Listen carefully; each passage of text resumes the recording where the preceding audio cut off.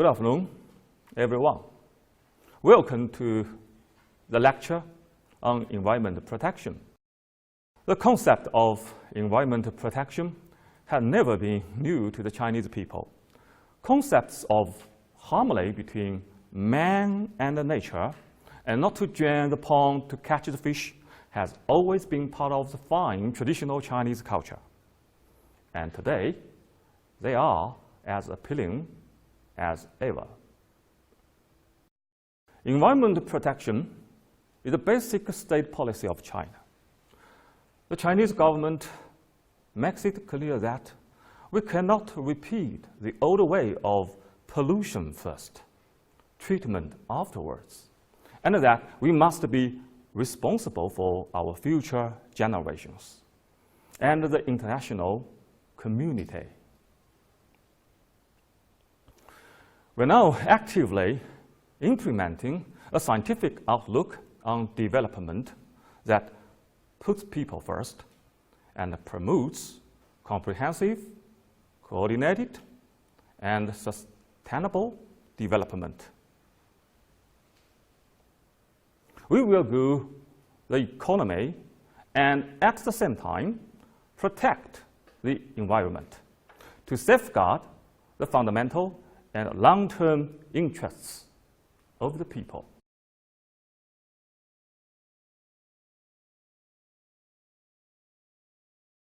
Today, I'll tell you 6 stories, and I hope these stories can promote our awareness of environmental issues. The 6 stories are as follows. 1. Mouse trap. 2. The Great Ping Pong Ball Experiment. 3. The Cedar Tree. 4. Classroom Policy. And 5. Frog Story. The last story is a fable for tomorrow.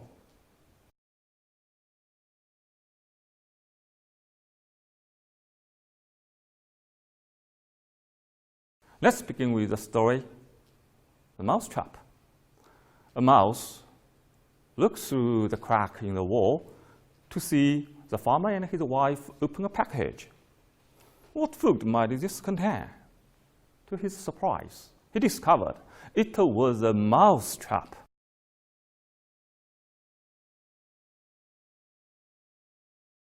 Retreating to the farmyard, the mouse proclaimed the warning, "There is a mouse trap in the house. There is a mouse trap in the house." The chicken clucked and scratched, raised her head, and said, "Mr. Mouse, I can tell this is a grave concern to you, but it is of no consequence to me. I cannot be bothered by it." The mouse turned to the pig and told him, "There's a mouse trap in the house." The pig sympathized but said, "I'm so very sorry, Mr. Mouse, but there's nothing I can do about it. But pray, be assured you are in my prayers." The mouse turned to the cow, and the cow said, "Mr. House, I'm sorry for you, but it's no skin off my nose." So the mouse returned to the house, head down and dejected, to face the farmer's mouse trap alone. That night, a sound was heard throughout the house, like the sound of a mouse trap catching its prey. The farmer's wife rushed to see what was caught. In the darkness, she did not see it was a venomous snake, whose tail the trap had caught. The snake bit the farmer's wife. The farmer rushed her to the hospital, and she returned home with a fever. Everyone knows you treat a fever with fresh chicken soup. So the farmer took his hatchet to the farmyard for the chicken. But his wife's sickness continued, So friends and neighbors came to sit with her around the clock. To feed them, the farmer butchered a pig. The farmer's wife did not get well. She died. So many people came for her funeral. The farmer had the cow slaughtered to provide enough meat for all of them. In this story, the mouse, the chicken, the pig, and the cow stand for different beings on earth. They are interlinked and coextensive with one another. If you think it doesn't concern you, when one of them is facing a problem, please remember, when one of them is threatened, we are all at risk. We all live under the same sky and are supported by the same earth. We must keep an eye out for other living things on earth. The earth belongs not only to humanity, but also to wild animals and plants. Then, the second story, the Great Ping Pong Ball Experiment. The Nile River is the longest river in the world. It starts out in Lake Victoria, in the middle of Africa, and flows nearly 4,000 miles north to the Mediterranean Sea. Lake Victoria, where the Nile starts, is the second largest freshwater lake in the world. The only lake that is larger is Lake Superior, in between Canada and the United States. Now, nobody knows for sure who first suggested the Great Ping Pong Ball Experiment. It might have been dreamed up by some absent-minded, daydreaming inventor. Or it could have been thought up by some great scientist. Or it might have been thought up by a little boy in some kindergarten.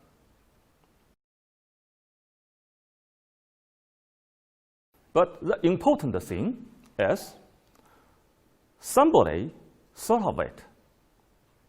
And before long, people all over the world were talking about it. The newspapers printed stories about it. Television stations did special feature stories on it. And everyone expected that the Great Ping Pong Ball Experiment would happen right on time. The Great Ping Pong Ball Experiment took place to show just one thing. The purpose of the experiment was to show that a small, frail ping pong ball could travel 4,000 miles down the longest river in the world. The experiment would end when the ping pong ball reached the capital city of Egypt, Cairo. At that time, a kindergartner would reach down into the Nile and pick up the ping pong ball that had been thrown into Lake Victoria. 2 months. That's how long the ping pong ball would have to travel from Lake Victoria to Cairo. But the journey would be a dangerous one. For a small, frail ping pong ball to travel, the ball would have to survive at least 9 large waterfalls.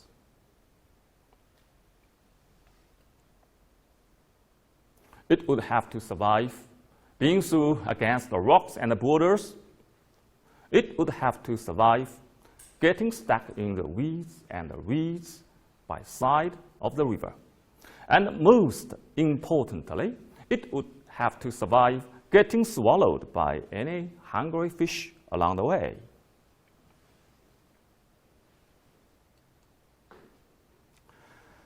People would follow it all along its long journey. Scientists would follow it by driving along routes that traveled parallel to the Nile River. They would keep careful track of how far the ball had traveled each day. Sometimes they would even circle over the ping pong ball in a helicopter, making sure the ball was safely traveling downstream. Once a week, people all over the globe would turn on their televisions to see how far the ping pong ball had traveled in the past week.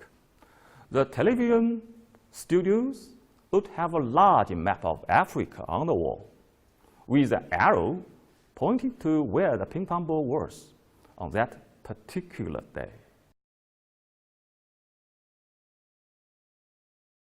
The outcome of the great ping pong ball experiment would not change the lives of many persons living on this planet. But perhaps, just perhaps, the experiment itself would help people realize that, in some ways, the planet Earth is just a small, frail ping pong ball traveling through space. Let's speak out loudly. Take care of the Earth. She is just a small, frail ping pong ball traveling in the river of universe.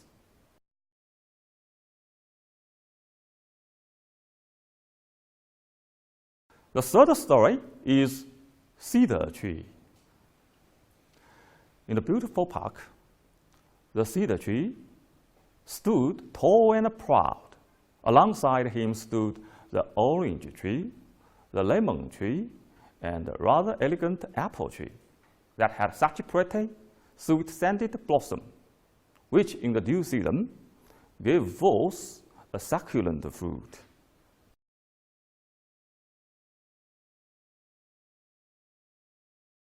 People came from many miles away to sit in the park and drink of its peace and quiet, and gain refreshment from its beautiful scents and sights.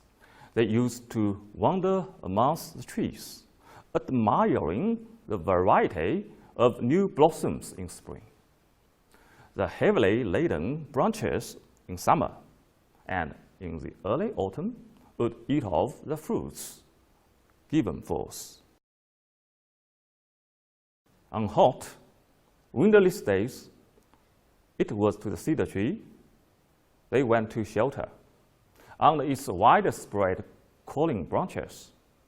Each tree had something to offer the visitors. Each tree had something to offer the other.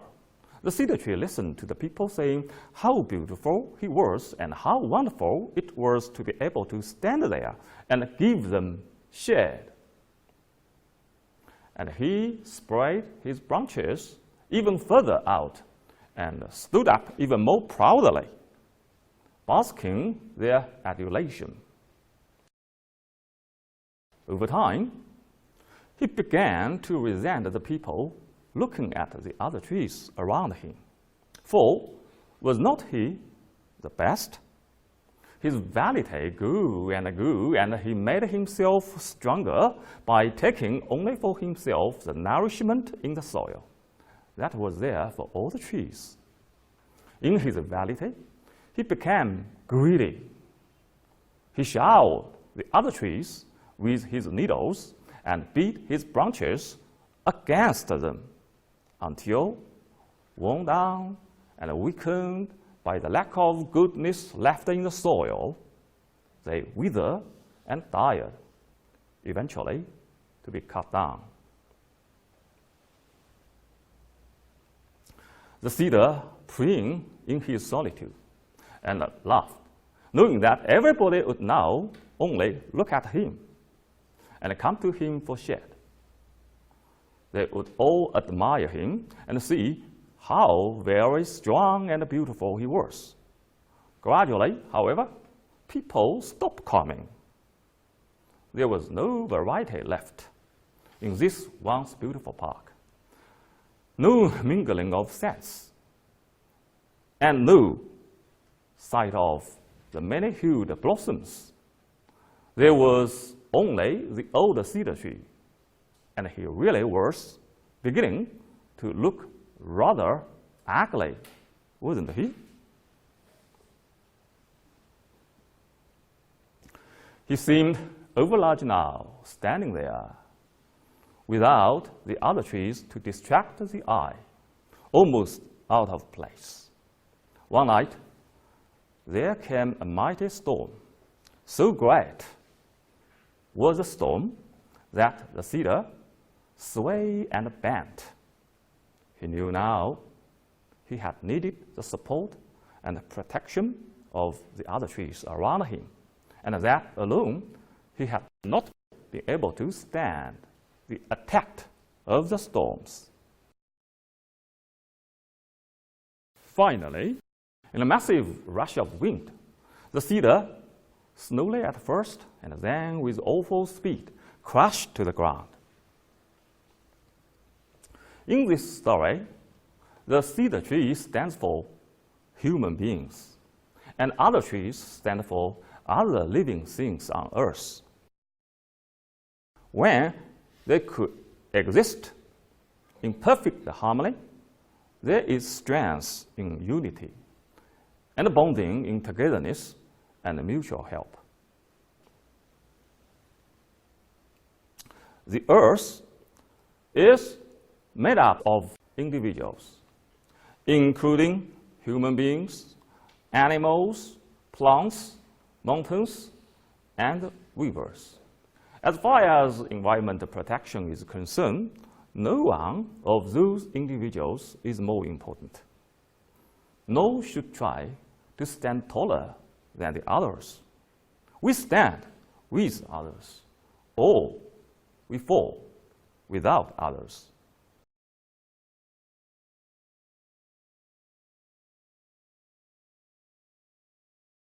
The fourth story is bathroom policy.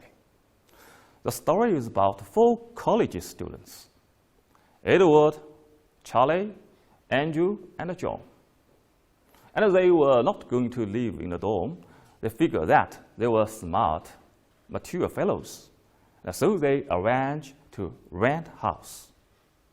Each person would have his own private bedroom, and they would share the bathroom. 4 guys, 1 bathroom.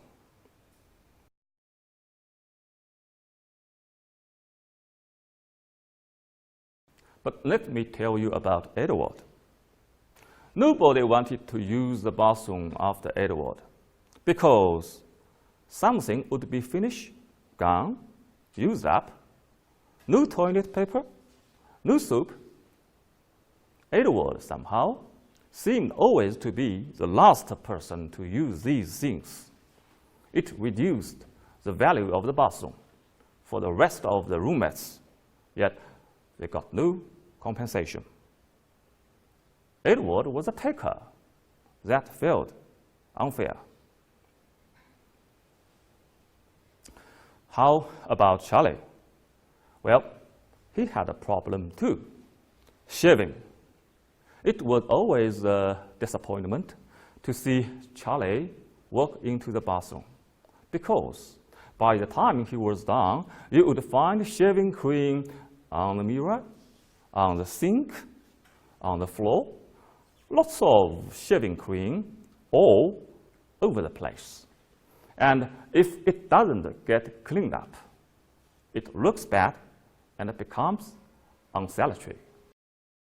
The rest of roommates picked up after Charlie, but they got no compensation for doing so. Charlie was a polluter. That felt unfair. Andrew was a nice fellow. He was thrifty and neat, but there was a difficulty. Once inside the bathroom, he wouldn't come out. The rest of roommates would be waiting around to use the bathroom, pleading, urging, begging. It did no good. Andrew took long stretches of time in the bathroom that restrict access for the rest of roommates. and yet they got no compensation. Andrew was a monopolizer that felt unfair. John, the fourth person, had no bad habits and treated the bathroom perfectly and with fairness to everyone. The four of them felt unhappy and dissatisfied that year. They had a bathroom policy problem, and they did not find a way to solve it. What does the story want to tell us? It talks about you and everyone on Earth. We don't have to share a single bathroom, but we do all share one planet. Our planet's natural resources are common heritage for all humanity, just as the bathroom was a common resource for the 4 roommates in college. Look what happens to our planet. We see people or corporations like Edward taking more than their fair share of oil, fresh water, minerals, without compensating the rest of us. We see people or corporations like Charlie polluting the land, water, and air with toxic wastes, chemicals, carbon in the atmosphere, making the world less safe, forcing others to clean up, and they are not compensating the rest of us. We see people or corporations like Andrew monopolizing resources such as land, urban land speculators who make urban building land scarce and force development out into the countryside. Those who take, monopolize, and pollute are imposing costs on the rest of us and on the economy in general. We are forced to be less efficient or forced to endure hardships so that the takers, the monopolizers, and the polluters can benefit. That is not fair.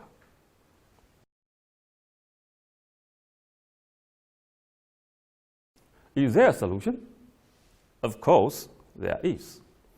It's a simple solution to respect our common interest in our planet's resources. Those who take or monopolize or pollute more than their fair share of our planet should compensate those of us who they are taking from. If you have ever experienced a crisis similar to the 4 roommates at college, you know how important it can be to have a good bathroom policy or good planet policy. Another story is a frog story. A scientist has a log cabin in the woods of northern Wisconsin. He stayed there doing some environmental research work. As a tool of that trade, he has a computer and a studio. One day, he noticed a tree frog sitting atop his soundboard over his computer. He figured that it would be more comfortable in the greenhouse, so he put it in the greenhouse. Back it came and stayed. After a while, he got quite used to the fact that as he would check his morning email and online news, the frog would be there with him, surveying the world.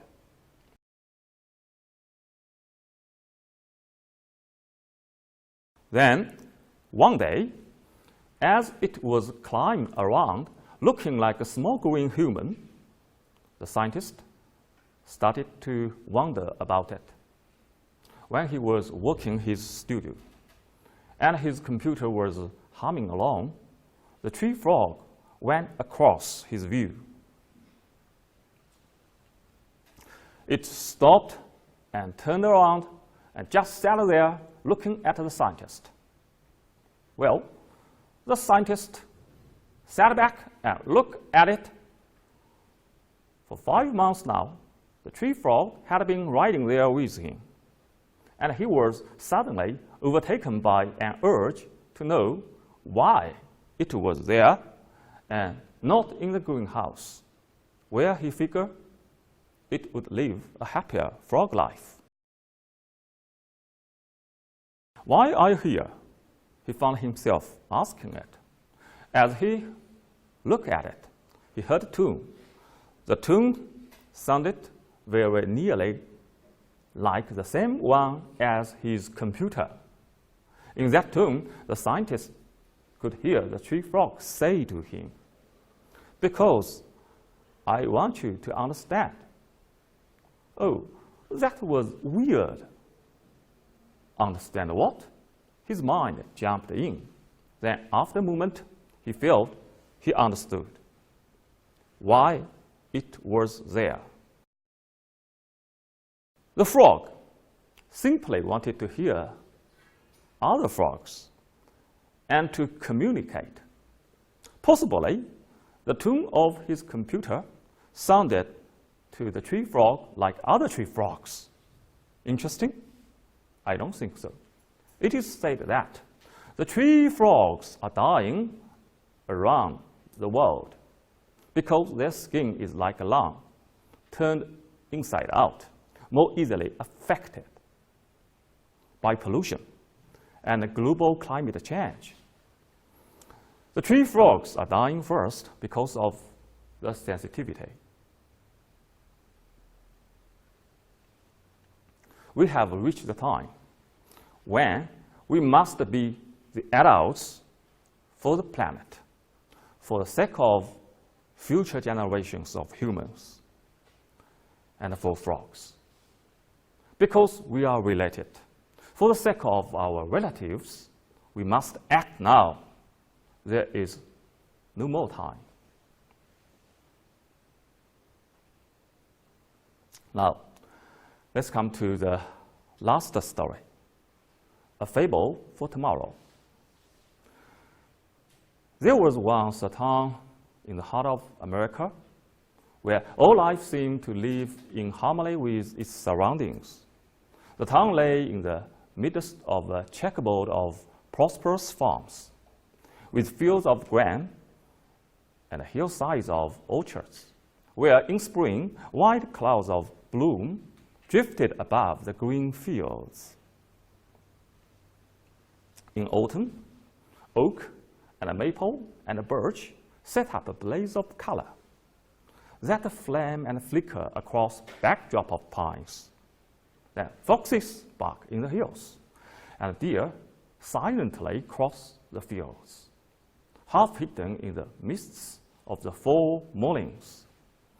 Along the routes, all kinds of plants delighted the traveler's eye so much of the year.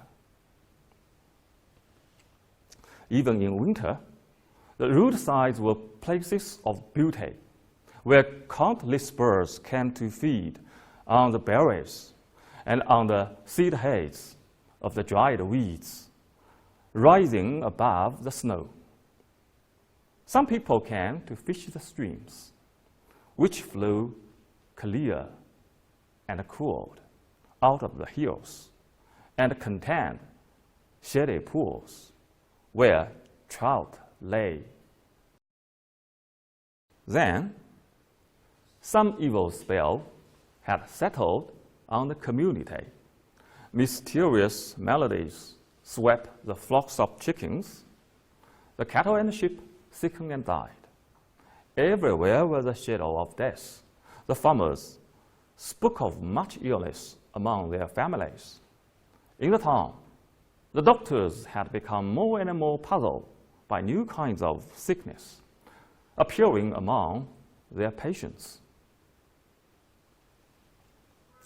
There had been several sudden and unexpected deaths, not only among adults, but even among children, who would be stricken suddenly while at the play and die within a few hours. There was a strange stillness. The birds disappeared. Only silence lay over the fields and the woods and the marsh. On the farms, the hens brooded, but no chicks hatched. The farmers complained that they were unable to raise any pigs. The litters were small, and the young survived only a few days. The apple trees were coming into bloom, and no bees drew among the blossoms. So there was no pollination, and there would be no fruit. The roadsides, once so attractive, were now lined with brown and withered vegetation, as though swept by fire. Even the streams were now lifeless. All the fish had died. This town does not actually exist, but it might easily have 1,000 counterparts in America or elsewhere in the world.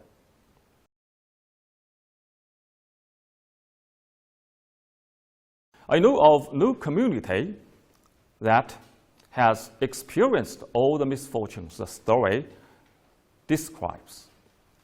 Yet every one of these disasters has actually happened somewhere, and many real communities have already suffered a substantial number of them. A green specter has crept upon us almost unnoticed. And this imagined tragedy may easily become a stark reality we all should know. We should take environment protection seriously.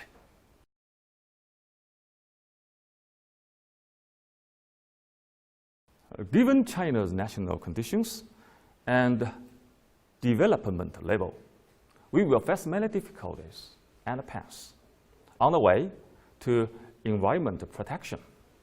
But we are determined to fight this uphill battle and stick to this path, as it is one of the important things to realize the Chinese dream. Our efforts will pay off as we move forward. I believe with the concerted effort of all the people, we will succeed in building a better and a more harmonious world. Not so much. Thank you.